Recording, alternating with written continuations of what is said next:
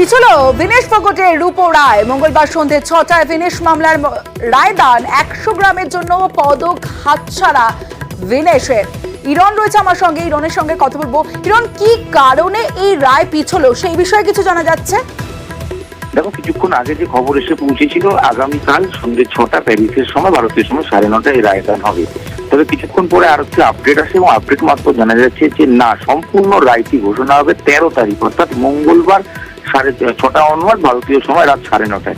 কেন এইটা পিছনো, যেটা জানা যাচ্ছে এই মুহূর্তে, শেষ মুহূর্তে প্যারিস থেকে পাওয়া খবর অনুযায়ী আমাদের কাছে যে আগামীকাল অর্থাৎ 11 তারিখের মধ্যে সব পক্ষকে এভিডেন্স দিতে হবে, অর্থাৎ তারা যে যুক্তি দিচ্ছে তার পক্ষে কেন পদক দেওয়া উচিত, বিনেশের পক্ষ থেকে যে দাবি করা হয়েছে তার পক্ষের এভিডেন্স, এবং অন্যদিকে অলিম্পিক সংস্থা যারা বাতিল করেছে তাদের কোনো এভিডেন্স, সব পক্ষকে এভিডেন্স জমা দেওয়ার কথা বলা হচ্ছে আগামীকাল, এবং রায় সম্পূর্ণ ঘোষণা হবে 13 তারিখ অর্থাৎ মঙ্গলবার দিন।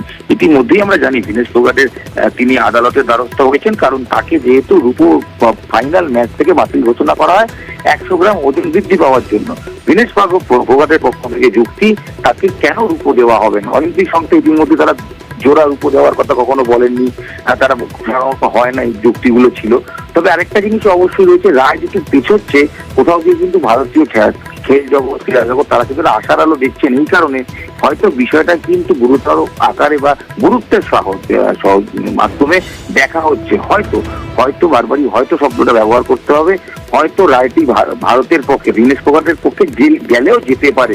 এই নিয়ে কিন্তু ইন্ডিয়ান অলিম্পিক অ্যাসোসিয়েশন তারা আশাবাদী, এবং 13 তারিখ সম্পূর্ণ রায় পাওয়া যাবে। এখন দেখার আরো দিন তিনেকের অপেক্ষা, তারপর চূড়ান্ত হবে যে 13 তারিখ রাতে স্বাধীনতার আগে ভারতের আরেকটি পদক ঝুলিতে, 18 দিবসের আগে ভারতের পদক ঝুলিতে সেটি আসছে কিনা।